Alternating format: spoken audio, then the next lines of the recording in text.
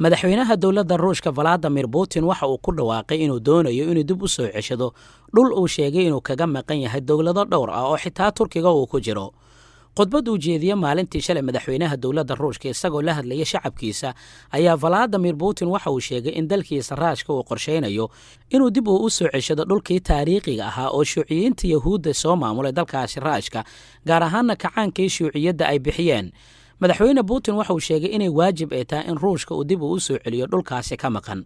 dhulkaasi uu sheeganaya waxaa ku jira qaybo badan oo ka mid ah dalka Turkiga waxaana uu yiri dhulkaasi naga mid ah oo ay bixiyeen Yahuudii shuuciyiinta waa inaan dib u soo celinaa oo waa hantideena waliba sida ugu dhaqsiyaha badan. hadalkan ayaa qayb ka noqonaya xasaradiisa dhanka dagaalka ah ee madaxweyne Putin uu ku qaaday dalka Ukraine oo waa berigii maanta oo Khamiis ahayd xiisadiisa ay aad u soo bilaabatay. sidoo kale Vladimir Putin waxa uu xusay in sababaha ugu waaweyn ee duulaanka uu ugu qaaday dalkaasi Ukraine ay ka dambayso diyaaradaha droniska Turkiga oo ugu deeqay magaalada Kiev.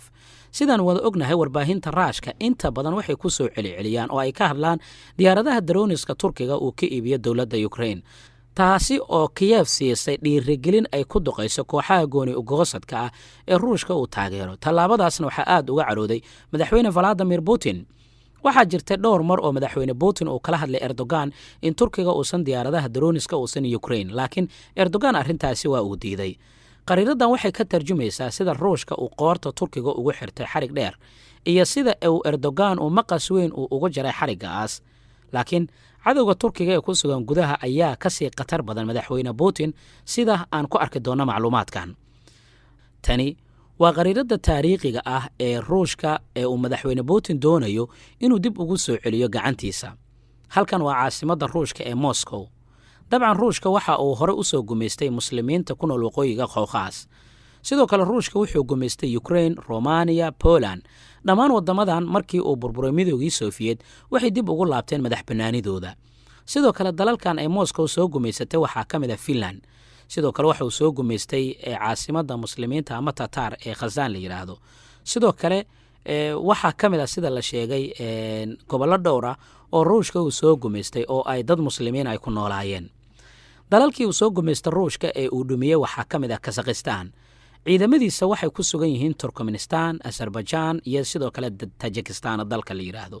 sidoo kale wuxuu hore ciidankiisa u sii joogi jireen Mongolia, Manchuria oo ah gudaha dalka Shiinaha deegaana ku yaala. sidoo kalena waxay ilaa iminka ay haystaan jasiirad ka tirsan Japan oo dhanka galbeed ku taala.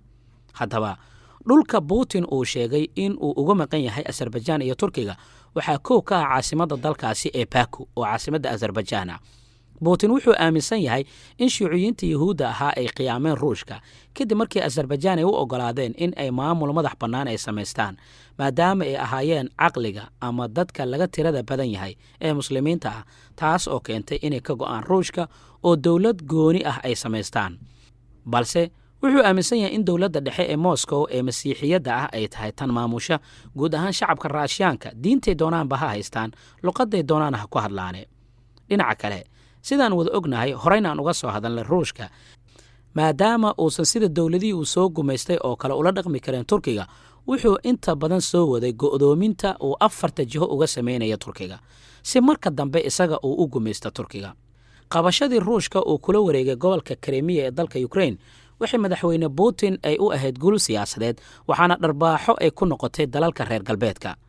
Ruushka wuxuu u muuqday inuu la wareegi karayo qaybo badan oo ka mid ah dalalka dariska ah xilli dunida ay inta badan ay indhaha ka daawanaysay ayna ku guul dareysteen inay wax ka qabtaan waana sababta iminka uu uga hortagayo Ukraine inay NATO ay ku biirto. sida ay qabaan qobarrada falanqeeya arrimaha gobolkaas madaxweyne Putin wuxuu fahmay in Ruushka uusan u baahnayn in dalkiisa uu noqdo awoodda dunida sida ay waayihii horeba